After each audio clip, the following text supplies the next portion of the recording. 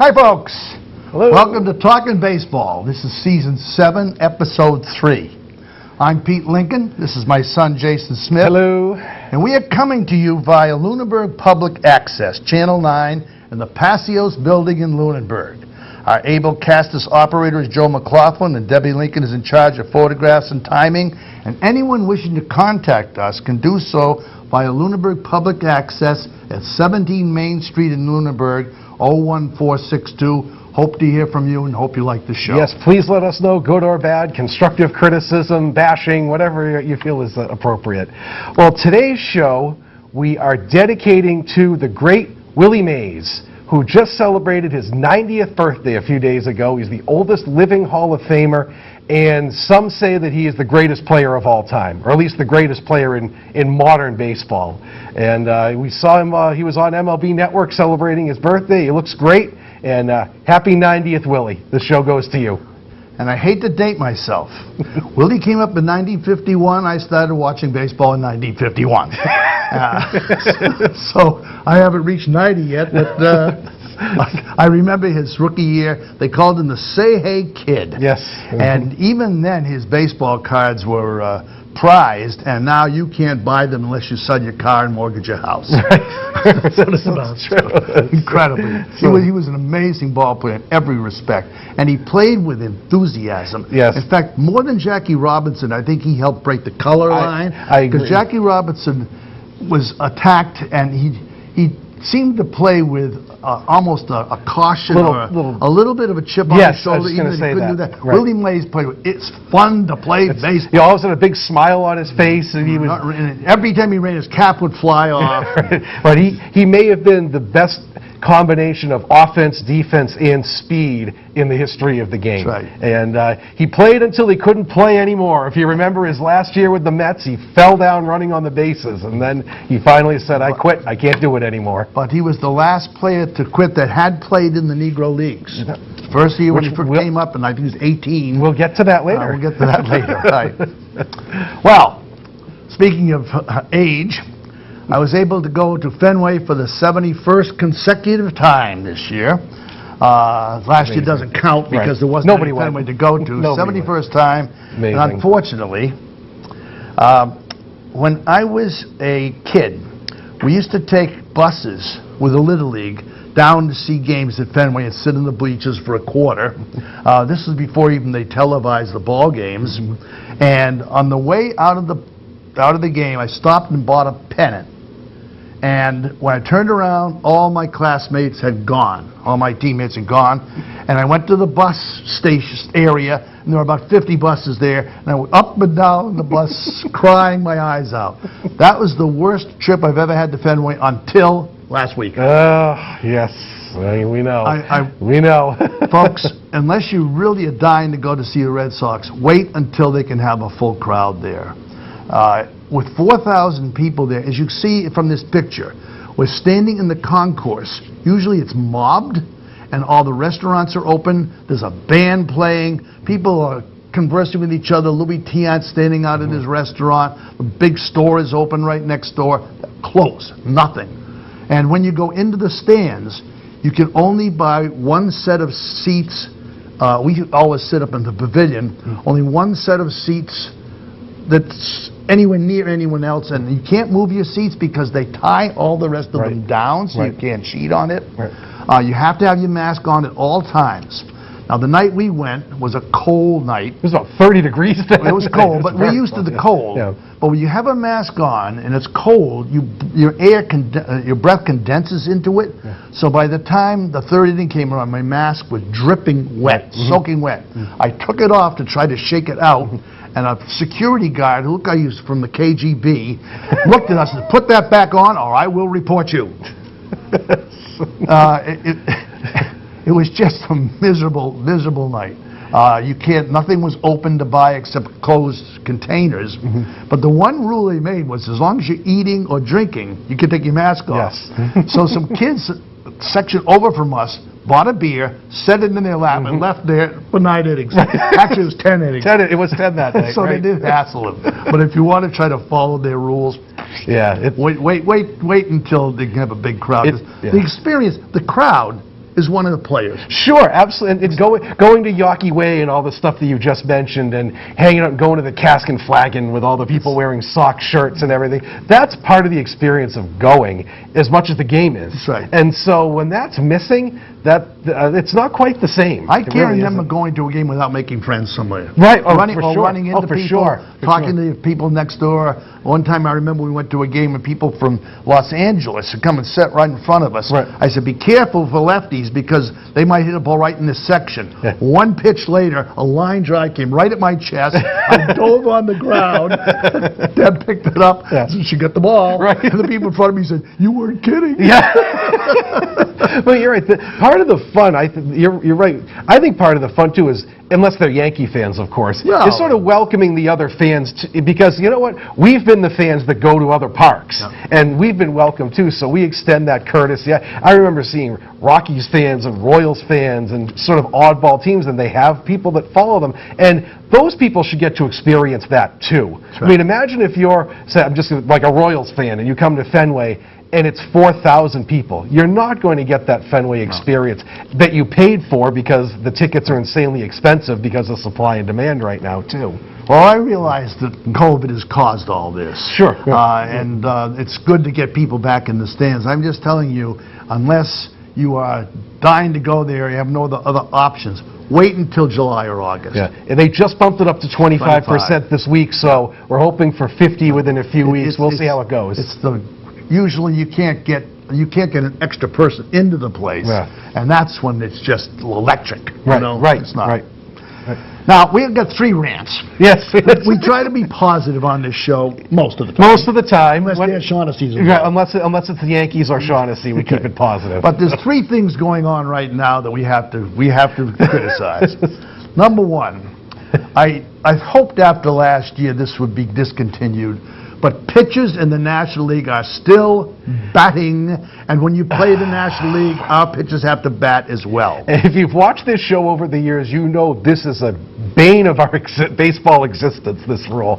I'm sorry. I know there's a whole... They call themselves purists who like the pitcher hitting. To me, purist is a stuck in the mud. You don't ever want to change anything. I'm sorry. It's the 21st century. We need to get younger crowds involved in the game. The younger crowds don't want to see a pitcher hitting 050. They want to see Big Papi at DH. Well, I'm sorry. In the old days, a pitcher pitched a complete game. Right. He pitched every 4 or 5 days. Right. And someone like Babe Ruth, when he was playing the outfield, when he was pitching, would hit 100, 150 times. Oh, sure. Oh, right. So he'd have to be practiced in Right. how to run the bases. Nowadays, if a pitcher is pitching 5 innings, he bats once. Once. That's it. When they played the Mets, Right. they had the other pitch. He Right. bats once. And then you'd have to put the relief pitcher in and pitch you have in. to pitch it for the relief pitcher. And so they have no experience at all. As X said the other day, Dennis Eckersley detests pitchers. Oh, yeah. Mainly because he sucks. he was terrible at it, yeah. He said, but the problem is when a pitcher hits a foul ball, he gets a standing They O. cheer.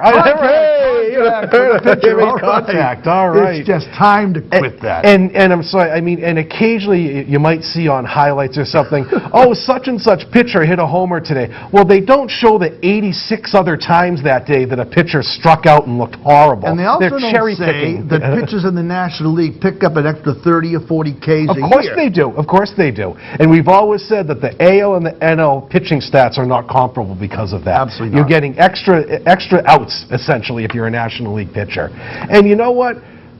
People come to see Big Papi. They don't. Oh, does anyone you know go to the park and say, "Oh, I hope they do a double switch today"? Oh, that's so dramatic.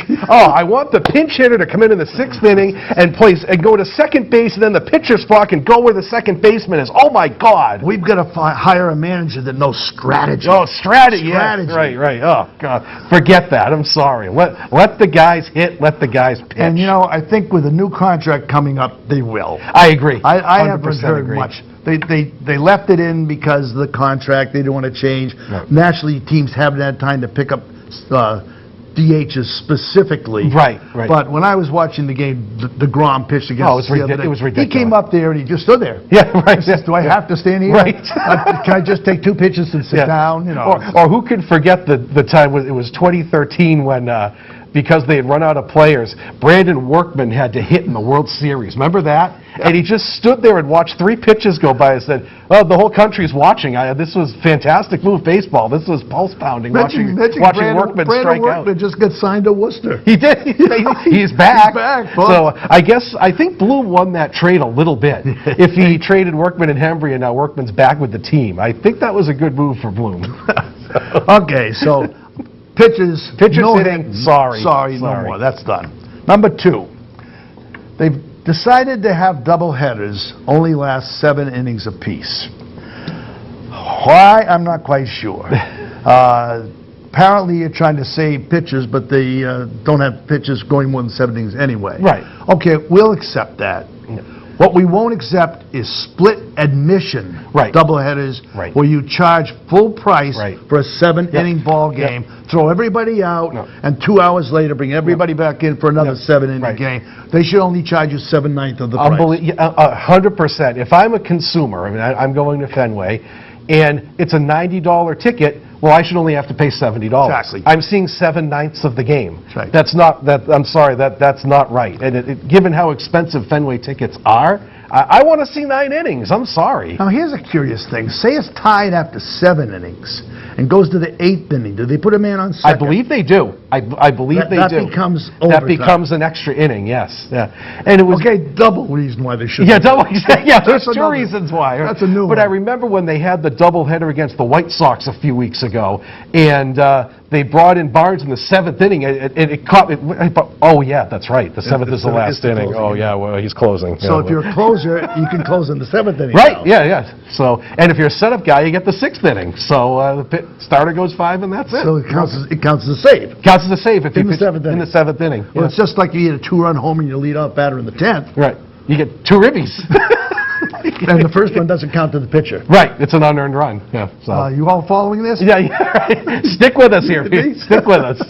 So that's rant number 2 is the split admission. And I get why they do. And the reason for doing split admissions before was they wanted to get 2 gates. Sure. In the old days, they scheduled doubleheaders on the schedule. Now, for those of you who are younger than me, I remember it, but barely. But if you're younger than 40, yes, you'd actually look at the schedule and it would say DH. It'd be a twilight doubleheader, they used to call it. Yep. And it'd be 2 games for the price of 1. And it was awesome. You'd go and watch 18 innings. My birthday is June 23rd, and in 1950, my dad took me to a doubleheader as close to that date as he could, and every single summer, we went to a Sunday doubleheader. Oh, sure. It lasted 6 or 7 innings, 6 or 7 hours. Yep. I wish it had lasted 10. Right. And it was always Memorial Day, 4th of July, and Labor Day were always doubleheader days. Always. In one personal stat, 1967, the Sox played 8 home doubleheaders. Yeah. I went to all 8 of them. Did you really? They were 15-1. Really? That's incredible. An amazing wow. stat? That's incredible. How's that for keeping well, well, you made up for my stretch when they lost 13 in a row. We also went to, one year we went to see Mike Torres and lost 8 in a row. So. Yeah, right. That's true. All right. Here's our big gripe, though. It's called, and we bring this picture up, the oven mitt, or the sliding glove. Yes, the oven mitt. There it is. Take a look at this thing. Yes. This is a new piece of equipment. I say new, not too many years. No, it's only been around for a few years. Now, its purported purpose is to keep a person sliding into a base from being stepped on by a fielder or by crumping his finger against the base and hurting himself. Right. It's supposed to be a protective glove. Now, if you look at this picture, how long is that glove? It's a lot longer than a hand. Where are his fingers? Right about where the insignia is. Right, yes. So a sliding glove is a piece of equipment, but there are no rules as to his size. Right. So you can unfurl any size. So now, next year, they're going to have the bases 3 inches bigger. Right. So 3 inches closer on first base, 3 inches closer on second base, and 3 or 4 inches more in the glove. That's a foot. That's a foot. Off. How many runners get thrown out by less than a foot? Most of them. So there are going to be some serious stolen base numbers unless they curtail this. I mean, in theory, you could have a big glove, you get on base, and you put it on, and you can uncurl this whole thing because there's no rules about it. There actually was a story written up by some writer who thought it was absurd. Yeah. He said you could take it to some of the Raytheon labs or something. Right. Have a fabric that rolls up in a tiny little ball. Right. And as you step off third base, and the pitcher goes into his motion, you punch the thing, and unfills 90 feet, and you tag home plate. Right. It's stealing home. And you scored. It's stealing home. I'm sure technology is there to do that. They said, what do you think about it, Jerry? Because he stole base. Yeah. He says, I don't like it. I don't like it. Jerry doesn't like much change, by the way. So the slide, they call it the oven. The oven mitt. The oven mitt. And it goes with the big equipment like the elbow pads they have now and the ankle pads, and it's just, they never regulated the size of those, so how do you regulate the size of these? So that, they're going to have to deal with that, because you know what's going to happen. Somebody is going to twist that rule and have this absurdly long glove on at some point, and then people are going to complain. Most rules in baseball came about from someone who figured a way around them. Absolutely. For sure. There was one player back in the 1910s who distracted the pitcher by stealing first from second. Right, exactly. So they made a rule. They made a rule. You can't steal backwards. Yeah. Or who was the guy in the King Kelly was the guy in the 1880s who constantly they had to rewrite the rule book because he'd make up all his own rules on the spot. And, King, you can't do that. Well, they'll say that in the rules, so they'd have to write a rule. Well, they only had two umpires there. They weren't looking. He cut from first to third and skipped second. Oh, yeah. Or there was one time he was in the dugout and he wasn't playing. He had a day off, and a batter on the other team hit a foul ball near the dugout, and he just jumped out and said, "Now playing Kelly!" Bang, and caught it. That's right. So, rules are made to be broken, people. That's why they're there in the first place. Well, they need to be made for this Right, case. they need to be made for this. So those are our rants. Let the pitchers stop hitting. Give people a 9-inning game no matter when it is. And let's deal with the oven mitt. Get some regulations on that. So, as we've been doing for our entire 7 years here, it's trivia time. Oh, yes. We used to have trivia just generally for the public, but the reception that we got was somewhat minimal. No, lukewarm at best. So we changed it to Stump Jason. Yes. It's Stump Jason time. Because you stumped me last month. He's the Ken Jennings of this. What we're going to be doing next is talking about second baseman that should be in the Hall of Fame. Right. I have got a second baseman question for you. Okay. Okay? Who was the second baseman for the 2004 championship Red Sox? Oh, I know that. I know that one. Okay, folks? We'll let you think about it at home. I definitely know that one. Second baseman for the first time the Sox won the World Series since 1918. Who was the second baseman? He was, someone criticized the time. Yes, somewhat. I know what you're talking about. He's quite a character. So heading in here, what we decided to do, if you're new to us, is that we decided to take a position at every show and take two people who we think should be in the Hall of Fame at that position, because we've discussed in the past how the Hall of Fame voting is questionable at best, how they go about picking these players. And so we took it upon ourselves to have our own voting system, two people, and we each are going to tackle someone at every position who we think should be in Cooperstown. That's right. And now, interestingly, last week for first baseman, I picked Albert Pujols, and within 2 weeks he was. He might be available, Joe, because he's just been released. He's no longer playing. Yes. Well, I think we jinxed him. Right, we must have. I know. I don't know if someone will pick him up, but if you want to pay $30 million, then he's all yours. So interestingly, when we did our we do minimal conferencing ahead of time, but we have to do a little bit just to set up pictures and things. We picked the same guy. So I went and picked somebody else. So we agree on our first pick. Who you can fill in on who our first pick was. You actually can go online, and there is a website where they say something about who should be in the Hall of Fame. Right. And this guy was picked head and shoulders above all the rest of them. Well, I've been told that I'm going first, actually, for the picture order. So this is our number 2 pick. This is our backup pick right here. Okay. So we've said all the time about how the Hall of Fame is not the Hall of Personality. And my pick for who should be in the Hall of Fame for second baseman is Jeff Kent, who we know, let's put it this way, when he was with the Giants, he and Barry Bonds got in a fight. Now, Barry Bonds was never known for being a great personality either, the players backed up Bonds because Jeff Kent was well known for being a jerk in every clubhouse he ever went to. There he is right there. And he's never made any bones about it. He's never apologized. He's a very outspoken conservative, which we know rankles some people, especially if he's in California where he played most of his Check the career. look on his face. Does he look like a friendly guy? No, he was not Mr. Warm and Fuzzy, but he was a hell of a player. Yes, he was. He really was.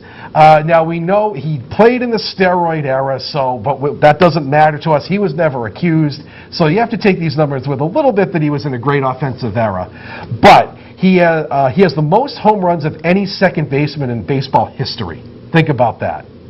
He won an MVP in 2000, and he got votes in 6 other years. I think he was top 5 4 other times because he played second base, a premium defensive position. So you had the power and the position. That's a valuable player. He won 4 Silver Sluggers. He made 5 All-Star teams.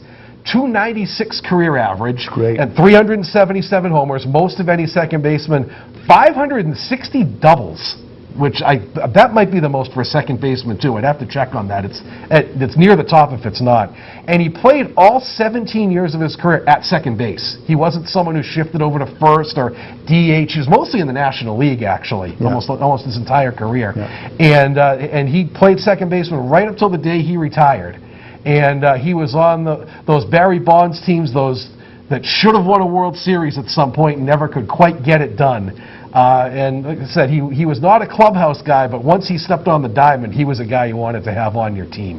And I think if you hit the most homers of any second baseman ever, you should probably at least get some consideration for being in the Hall. I don't care what era you played in. But you know the writers.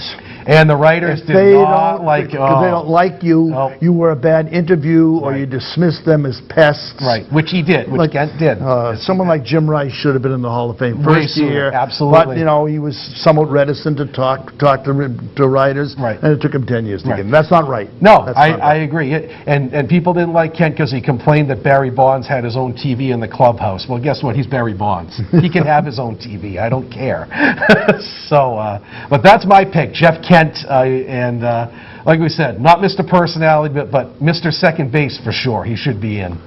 Okay, and my pick is Lou Whitaker. Yes, 100% my first pick, too. Mr. Steady. Yes.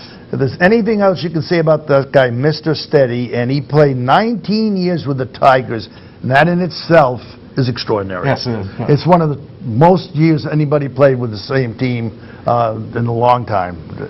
He had 2,300 hits, 244 home runs, 1,000 RBIs. He had 100 more walks than strikeouts in his career. Think about that nowadays. 5 All-Star games, 3 Gold Gloves, 4 Silver Sluggers, 1978 Rookie of the Year. But these are the stats that I like to show how steady he is. His range factor for a second baseman, he was first in 1978, get this, 1978, 1990, and 1993. That's amazing. Over a 15-year span, he was number 1.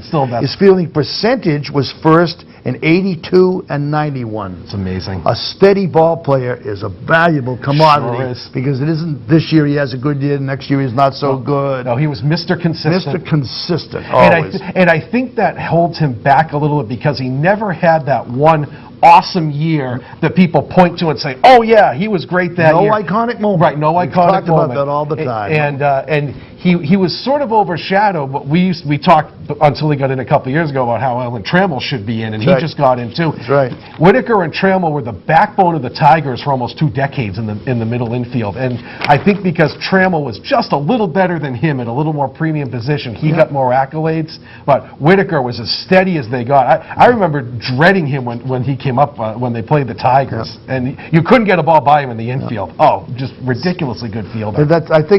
I think that quality of being steady and consistent for 2 decades is extraordinary. It really is. There aren't many people that can match that. Right. They talk all the time about the 5 or 6 year peak. Well, he had a 19-year peak. That's right. That's right. He really did. It's not a Rookie of the Year. Right. How many Rookies of the Year after that? How many are still at the top of their fielding game 15 years later? That's right. None. That's right. So 100% Lou Whitaker should have been in a while ago. So those are our 2 second basemen for the fictional Hall of Fame that we hope becomes a fact. Hope it becomes reality, That's yes. right, Yeah, So it's time for trivia answer now.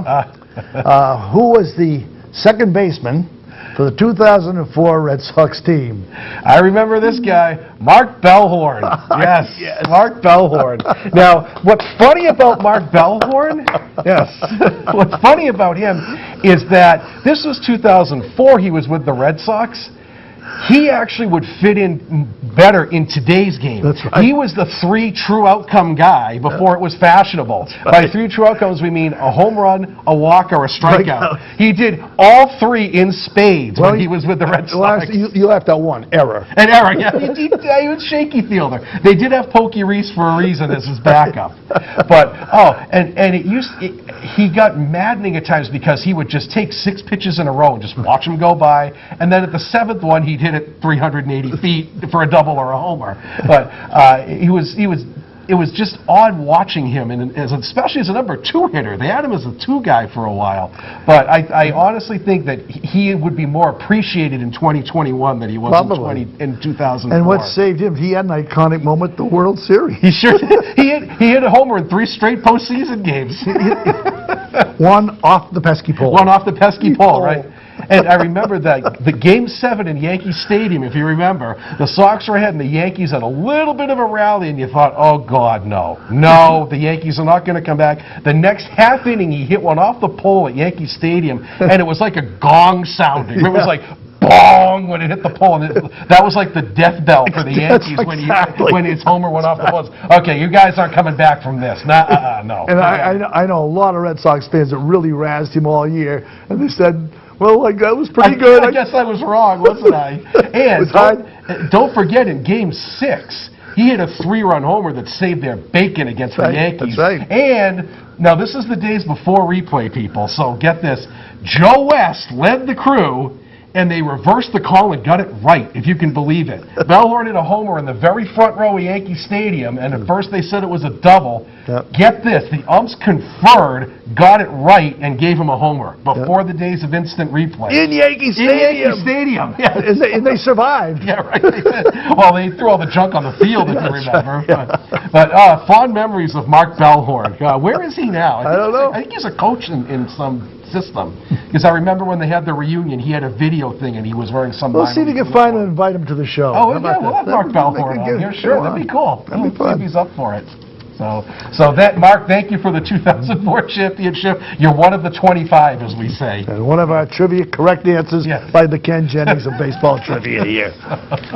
Okay, Jason's going to talk to you about something now that has just taken place. All right, this is very interesting. Yeah, this was announced a little while ago, but it's sort of a work in progress. What they announced is that the Negro Leagues, let me give you a little background. The Negro Leagues ran from 1920 to 1948.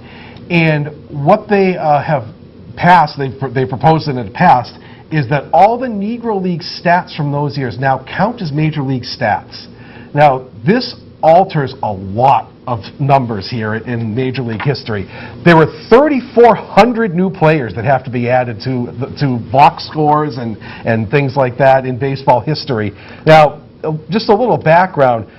The Negro Leagues actually the professional black teams go back as far as 1885. Sure. The Cuban Giants played way back then.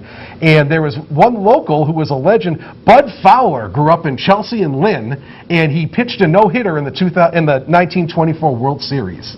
So he will now be added to Halladay and Larson as guys who pitched a no-hitter in the postseason. Postseason, right. So we have a third guy who's done it now. And and there was a very, I won't get into it right now, but there was, the Negroes were pushed aside from playing baseball. Cap Anson was a big push behind that. And surprisingly, Kennesaw Mountain Landis was a huge person that prevented blacks from playing in the majors. He was from Tennessee. Yeah, right. So we won't get into that now, like, to keep it positive. But what's interesting is that the historians have uncovered 75% of the box scores from those Negro League games across those 28 years, which is pretty incredible when you think about it. Right. They weren't stats obsessed like we were then, No. and especially a lot of the Negro League teams were kind of on a shoestring budget. They didn't have a cavalry of trainers and coaches and things like that, or press follow And they them also around. didn't have a regular 25-man throughout the year. Right, for Guys are coming in, coming out, Right, right. Just leaving the league. And they leaving the didn't team. really even have a set schedule. They sort of kind of, they didn't barnstorm, but they went from park to park and said, okay, we can have 3 games over here. Let's do 3 against this team. So I can't imagine the work that would go into doing that historically. I mean, it'd be a fun job. It must be pretty tiring. So there are some records and some historic numbers that are going to change with all this, which is pretty amazing. In 1943, Josh Gibson hit .466 for the Homestead Grays. That's now your new all-time batting champ, right there, the highest average in one season. What's the highest now? Hugh Duffy, .438. Good for you. It was back in the 1800s, but I think Hornsby has the highest for 24. Yeah, Hornsby is in the 20th century. He also has a .361 batting average, which puts him second behind Ty Cobb now. That's right. And he has a .200 OPS plus, 1 point behind Babe Ruth for the best ever. So Josh Gibson is raiding the record books as we speak, and I'm sure they're only going to get better the more they uncover. Right. It says on his plaque in the Hall of Fame, 800 homers. That's not even close. He wasn't even close to that. But he's going to be popping up in the record books very soon as they make this official and they finish calculating. The baseball encyclopedia is going from this thick to this thick. So there are also going to be 24 no-hitters added to baseball history, thanks to this. And we talked about Willie Mays before. Willie Mays will have 10 more hits because he got 10 hits when he first started out in the Negro Leagues. We were just talking about that. I think he was 18 at the time. Right, but there are other players like, of course, Satchel Paige, but Roy Campanella, Minnie Minoso, Larry Doby, their career numbers are going to change significantly with this. Monty Irvin. Monty Irvin, yes, he's another one. Yeah. So, and I'm all for this, by the way. I'm all for this. I mean, for 28 years, the black ball players were as good as the white ball players, if not better. There's no reason that these stats shouldn't count in a regular major league book. And they can now be verified as stats. Right, yes. Satchel Paige claimed he won 1,000 games. Right. A lot of these people were legendary or made up their own legends. Right, sure. Or stories are told about them. Right. But you got actually black and white proof of what did happen. Right. And total that all up. And that makes all these legends valid. Right. And a lot of those teams back then, I'd say most of them, they did a lot of barnstorming too. Yeah. So a lot of these numbers and legends actually happened during barnstorming rather than a real major league game. So historians have to sift through and find out what's fact and fiction. White teams played black teams and barnstorming. Oh, sure, of course they did. Babe Ruth always famous for barnstorming, even though he was not supposed to. Right, he still did it anyway. Right, yeah. And he'd play a black team. Right, and he was actually an early advocate of bringing blacks to the major leagues. That's He right. sure was. And I have no issue with this. I think it's long overdue that the Negro League players get the attention that they should in Major League history. It's something that should have happened a long time ago. And now that the technology and the historians are here to untangle all these numbers, 100%. Welcome Josh Gibson into the record. Well, it's the electronic age that's made this possible. Of course. No, they couldn't. If you had to do it, Oh, imagine sitting in... Well, I wouldn't mind. I think it'd be a fun job sifting through the box scores, but that's just me. How many index cards can you buy? Right. So they're estimating that 3,400 players are now going to have entries in the Baseball Encyclopedia. Yeah. I'm all for that. And the only... And I would never say anything bad about integration, but the only downside, the Negro Leagues were killed because of integration. And there are a lot of teams, a lot of cities lost teams, a lot of owners lost teams. And by 1948, it was done. Yeah. Once integration happened, the Negro Leagues were done. It was an industry for them, too. Oh, of course it was. And they sold, they had as many people in their games as the white players did. Of course they did. Hugely part. And we're proud of them. Right. And literally, it died. That whole system died because now they all want to play in the white leagues. Of course, and because they get paid. I mean, who could blame them? And all the best players were picked up, or that's what they were shooting for. Sure. And so, it didn't. I think 55 was the last Black League? I believe so, I think it was yes. 55 Right. was when the last official Black League. Yep. So that's just sort of an interesting thing that's and it's ongoing too. I mean, this is going to happen for years. I'm sure they're going to keep finding new box scores and new stats and new things to add. But some of those sacred numbers, like say they find that Willie Mays actually hit an extra homer. Well, he's 661 now, not 660. So we may see some of those legendary numbers. But he isn't going to catch Pujols. No, he's not going to catch Pujols Pujols. 665. No, right. They're not going to find 5 more, I don't think. But I have not been. That's a bucket list trip. I know you've been to the Negro League Hall of Fame in Kansas City. It's great. And I would love to go sometime. Fantastic. Let me plug that. Yeah. My wife and I have been to see the Sox play in every single town where there's Major League Baseball. Kansas City is our number one, mostly because of the Black Hall of Fame there. There are life-size statues of black players at each position set up on a diamond. And you can walk around and shake hands with them, talk to them all, and all the records and they're all dedicated to black players. I think, in a way, it's better than Cooperstown. I'm sure you're right. The stuff that they have there is fascinating and unknown to most people. Right. Well, that's when you walk through Cooperstown, you know a lot of the players and the numbers. The Negro League stats and players are not nearly as well known. You might know Josh Gibson and a couple others, but very few people dig deep into the Negro League stars. Like Cool Papa Bell. Yeah. There's a great story about him. He was so fast, he could shut out the light and dive into bed before the light went off. That's what they say, right? I read why. He was staying in a room where the switch didn't work very well, and he got into bed, and it just buzzed a little, and then it went out. And from that came this legend. That was the legend. He was so fast, he could go into bed before the light went out. That was the legend. But actually, there was a reason for it. And actually, the Negro League Hall of Fame hooks into the Jazz Hall of Fame, too, so you get a twofer when you visit Kansas City. So, bucket list. When my son's a little older, that might be our first baseball And if you're trip. into history, the Harry Truman Museum is in Independence, 5 miles down the road, and it's like going back to the 50s. Really? Everything in it is like it was when he was president. Cool. Which is really interesting, including music and stuff. It's great. Well, there's nothing wrong with 50s music. No. We should have some 50s music on here for it. Yes. Kansas City is called the City of Fountains. There are 1,000 fountains there. Yeah, and the park is gorgeous, too. Park is right is next door to the Chiefs. Tremendous amount of parking. They're a little bit out of town, so there's hotels there. You walk across the street, and there you are. And Jerry Remy's complaint was that it got so hot on the field that his shoes melted. Back in the AstroTurf days when it got to be 130 on the field. I think that's Jerry's least favorite park to play in. I think he likes visiting it now, but we always hear horror stories of when he visits kids. That's because of where it is. The horror park used to be the St. Louis Browns Park. Oh, right, yes. And the Cardinals Park, Sportsman's Park. Right. Which was amazing. There was never grass. It was just brown. Yeah, right. It was the classic hot park. Right. But anyway, I definitely encourage you. There are many books on the subject about Negro Leagues. If you watch the Ken Burns Baseball, there's a section about the Negro Leagues in there. Fascinating stuff. Definitely do a deep dive into the history of the Negro Leagues. Okay.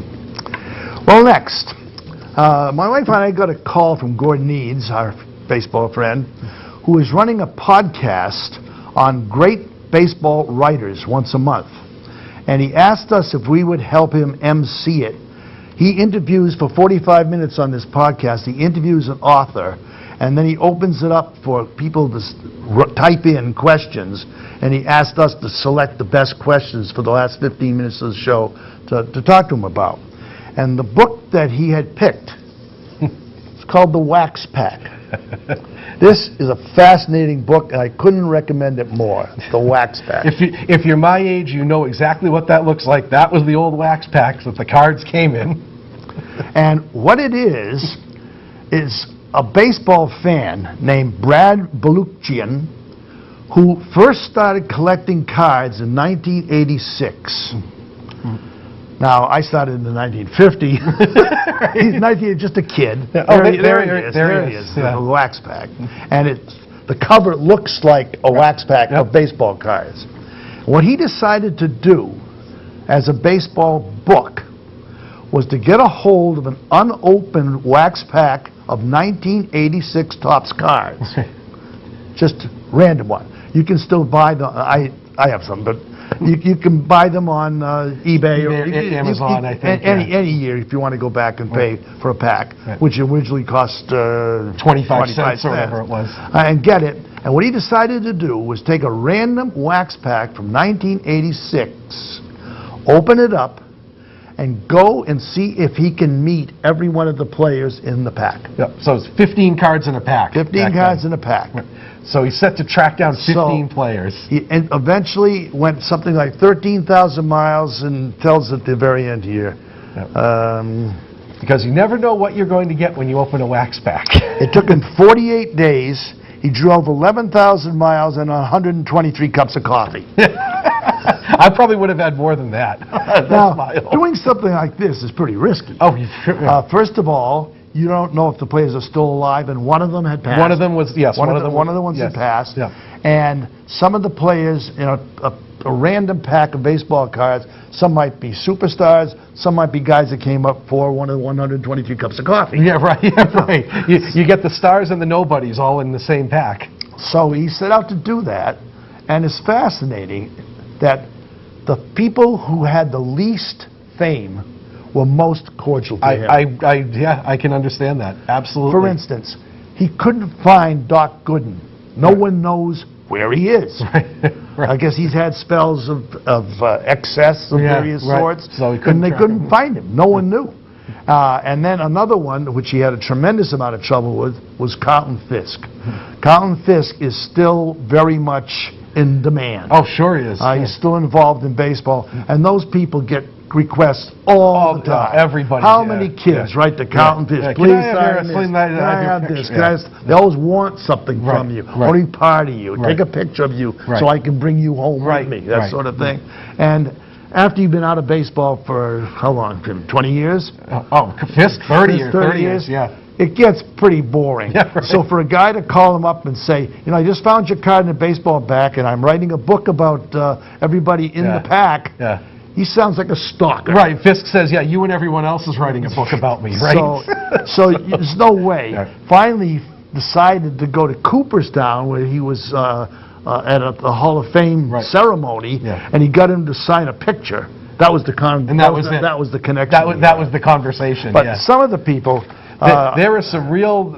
If you remember some of these people, you are a true baseball fanatic. But what was very interesting is to find out what they do after baseball. Right. Most ball players don't play after 30. Right. They play a few years in the 20s, and what do they do the rest of their lives? Right. It's like the best thing that could ever happen to you, and then you got 50 more years. 50 more years, hoping to make a living. And that's why we always say on this show, I never, ever fault any player for taking the money. Because your career is done in your 30s. Unlike we can work till we're 70 or something like that. They're done in their 30s. Now, the major league minimum now is $500,000. Yeah. But in the 70s, it was 10. Right. And I think in this era it was like 50, 60,000, I want to say. Yeah.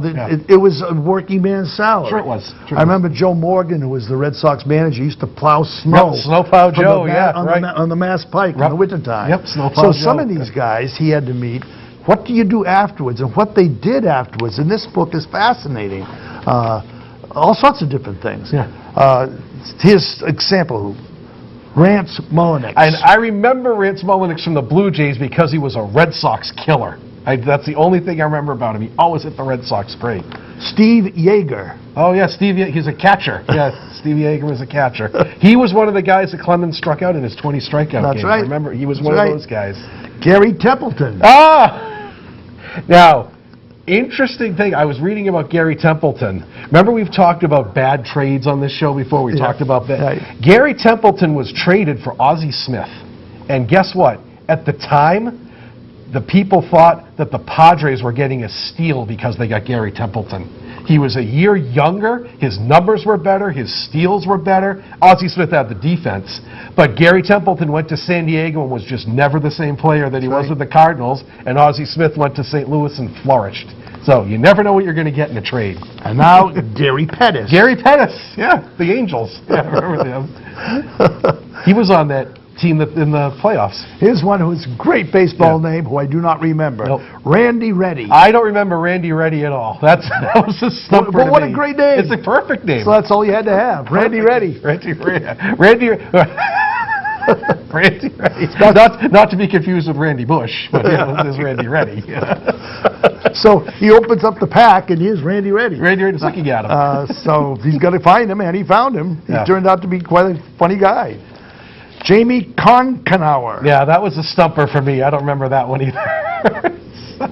But, I mean, think about, I think that would be, you're right, it's dangerous, but I also think it would be fun to do, to try to track down some of these guys and see just what they're up to. Because think about the people in your life who you know, who are, these guys are probably, in their 60s now? They played 30, 35 years ago. So think about the people you know in your life who are in their 60s.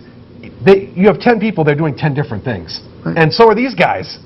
Most of them are not even in baseball anymore. No. They're just doing their own thing. They have kids and grandkids they look after, and most of them live very quiet lives, actually. Right. So well, compared to what they had. Right. It's a whole different thing. Right.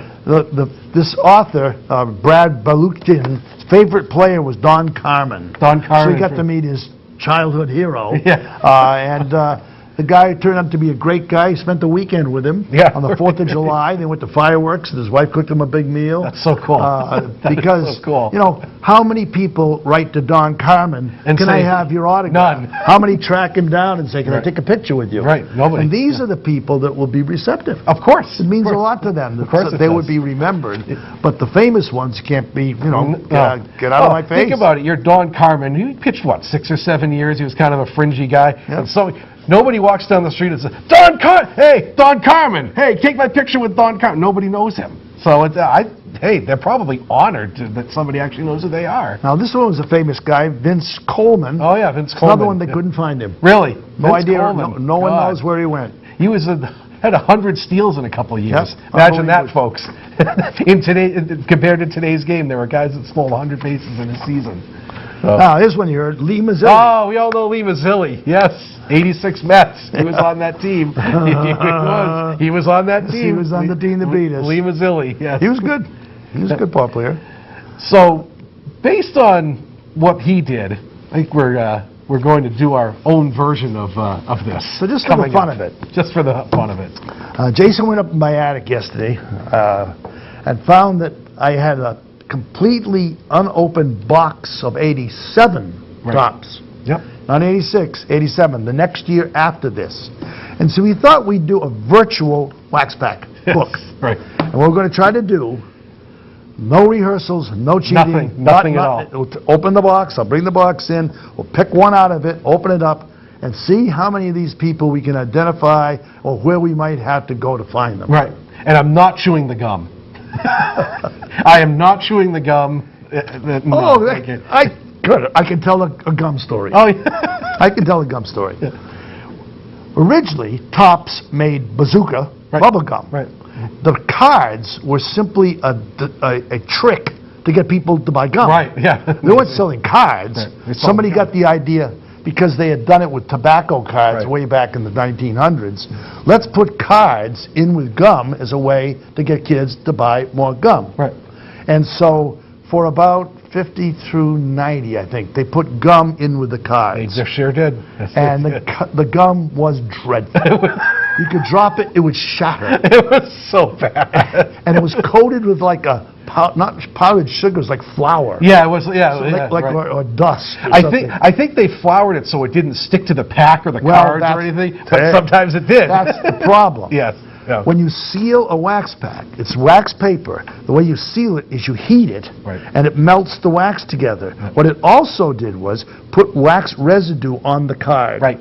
Now, kids didn't care until cards became valuable. No. Collectors did care. When collectors' mania began in the 70s and went out of its mind in the 80s, when cards became, we'll talk about that next week, but cards became Wall Street Journal entries. Right. People didn't want marks on the paper. Oh, yeah. It had to be mint and perfect. They had mint, perfect, no marks. Right. And so they started packaging them without gum and in vinyl covers rather than wax covers. Right. There's a trick. If anybody out there is still a collector, If you have a card, and on the face side, there's wax residue. You can see it, hold it up, you can feel it. If you take a piece of cheesecloth, put it on a flat surface, and rub that wax hard, it'll come off on the cheesecloth. Good to know. And also Cool. shine the card up so it Cool. looks new. Very cool. So you can. But if it's on the back, on the Right. statistics side, Yeah. Right. And I remember clear as anything when I was collecting cards back in the day, I had a Toby Harrah card, and the gum had stuck to the back of the card. And when I took the gum off, it ripped the paper. it ripped the paper, and the stats were on the gum. The ink had worn through on the gum. So, here's Toby Harrah's 1976 is on the gum right here.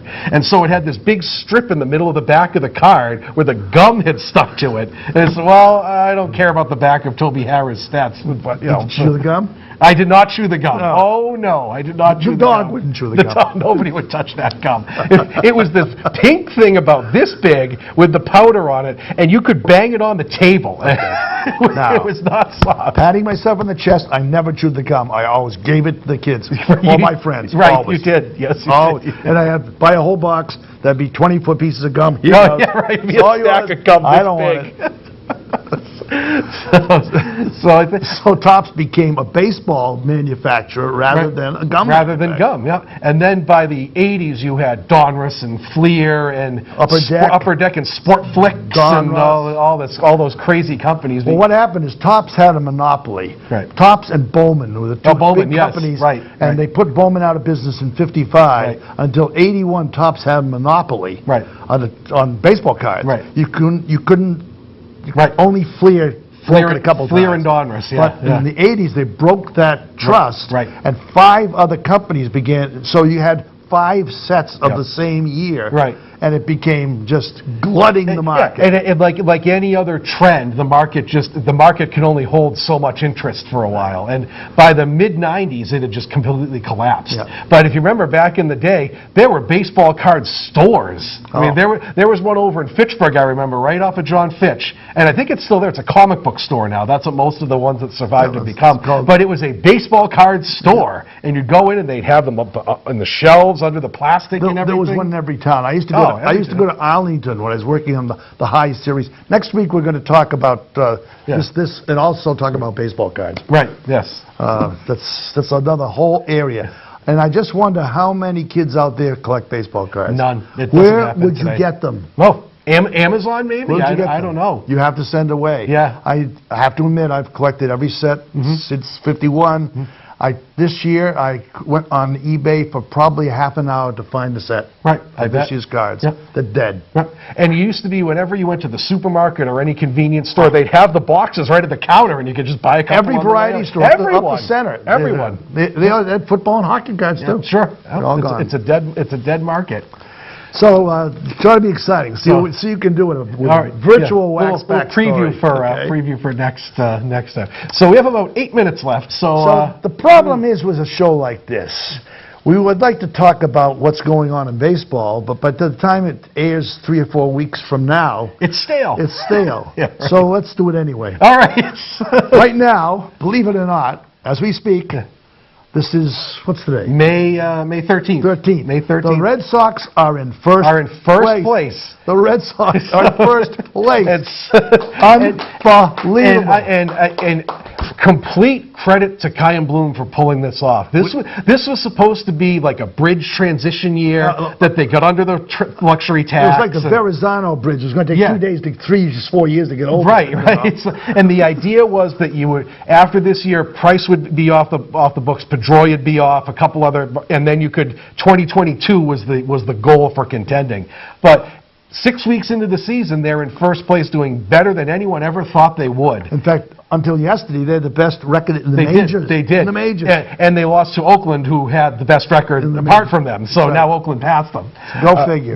But go figure. And there are a lot of pieces in place for next year, I think. I right. think a lot of guys, some of the pitchers, Pavetta's really flourished. Richard seems like he's turned it around. J.D. Martinez has proved us wrong. So far, we said he was going to have a down year. He's been fine so far. And you know what's going to be a huge help? Worcester. Yes. Worcester had absolutely. its first game yesterday. It's going to be a breeding ground for new players. Mm-hmm. And I think probably before this year is over, 3 or 4 of those guys will be on our Oh, team. I agree. I agree. They have some guys down there that are Because doing very remember, well. last year there was no minor league ball. Right. So these Right. guys didn't get a chance to showcase what they could Right. do, and they're a year older, year stronger. Right. And once they get their wings under them for a couple weeks of games, then you're going to see who's really good in Worcester. In fact, maybe we can go to a game and talk about Worcester for a show coming up this They year. just got to get a better name than Woosocks. Woosocks. Woosocks. The Woosocks, yeah. Woosocks sounds like menswear. It really does. But I have absolutely no complaints about the Sox performance so far this year. I think any reasonable fan would have been thrilled with a third place 84-85 win season this year, and they're on pace to just destroy And what's strange that. is what's been their strength is their pitching. The pitching's been relief terrific. pitching, these guys they picked up have been Yep, excellent. the relief pitchers have been, especially, relief pitching has changed. Okay, it used to be your starter would go 7 to 8 and he'd hand the baton off to your closer and maybe the setup guy. Yeah. Pitchers go 5 innings now.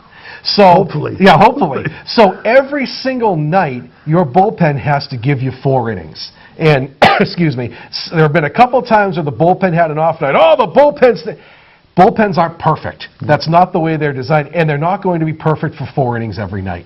I think given that the starters go 5, maybe 6 innings, I think the Sox pen has been remarkable, the job that they've done. I think the bullpen is the manager's toughest job now. 100%. Because you have to figure how to 100%. mix and match these guys against the team they're playing. And there's a 3-batter minimum now. That's right. So you have to That's work right. that in, so you too. can't bring the lefty to Right. pitch to the lefty You can't bring in anymore.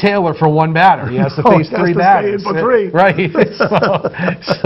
Or the lefty specialist, you can't go to him anymore. Or the right. righty specialist, That's right. you can't do that. I agree. I think that is 100% the hardest part of any manager's job is getting the guys in the bullpen to mix and match. It didn't used to be. And Barnes has really thrived. Hey, we called it. We said Barnes was going to thrive as a closer. You heard right. it here back in March. We said that he was going to be one of our big surprise players this year. I mean, it was when Casey Stengel was managing.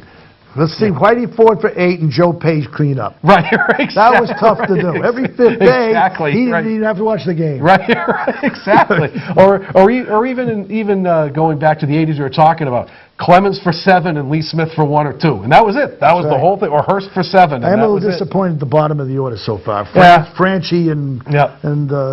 first baseman, Yeah, well, But, you know. Well, I think a couple injuries are, they have 2 guys out on injury. I think when they come back, it's all going to sort itself out. And like you said, they have guys down in Woosocks land that I think are going to contribute before the end of the year. So we'll see, man. By the next show, we have a pretty good idea We'll how they're going to stand. we'll be in June for next time. We'll know a little more. So long for now. Yep, we got to wrap it up right now. We're excited about our virtual Thank you for Wax watching. Pack Yes, for next time. so you have a preview for next month, and next month is also shortstops That's right. for our Hall of Fame. Give our So, shortstops. Thanks again to Joe and Deb for helping us out. And we'll see you all on, Take folks. care. Go to the ballpark when it's full. yes, we'll see you next month.